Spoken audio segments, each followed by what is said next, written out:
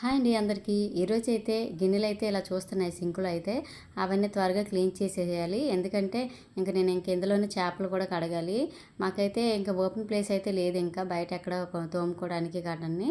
అందుకే ఇంకా ఇందులోనే తోముకోవాలి. ఇంకా చేపలు, చికెన్ అలాంటివి కూడా ఇక్కడే క్లీన్ చేసుకోవాలి. అందుకనే నేను ముందు సింక్ అంతా క్లీన్ చేసేసాను నీట్‌గాని. తర్వాత ఈ చేప ముక్కలకైతే ఇంకా కొద్దిగా పసుపుని, గడ్డుప్పు వేసి ఒకసారి క్లీన్ చేసేసుకొని మొత్తం బాగా కడుక్కున్నాను. ఎందుకంటే ఇంకా ఈ సింక్‌లో ఇంకా వాసన వస్తుందని చెప్పి మొత్తం కడిగేసిన తర్వాత కొద్దిగా లైజాల్ అయితే వేసి నేను క్లీన్ చేసేసుకున్నాను.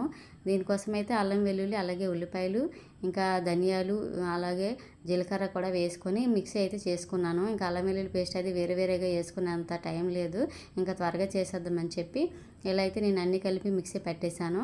ఇంకా అందులోనే కొంచెం టమాటా గుజ్జు కూడా వేసుకొని చేప ముక్కలు అయితే వేసేసాను.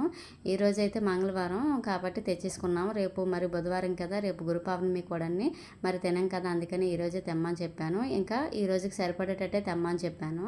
ఎందుకంటే మళ్ళీ వండిన తర్వాత ఇంకా అవి మిగిలిపోయావంటే మళ్ళీ నేను ఫ్రైడే వరకు తినం కాబట్టి ఇంకా అవి వేస్ట్ అయిపోతాయి.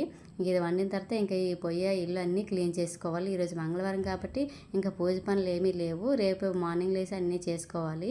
ఇంకా మీకు ఈ వీడియో నచ్చితే సబ్స్క్రైబ్ చేసి లైక్ చేయండి.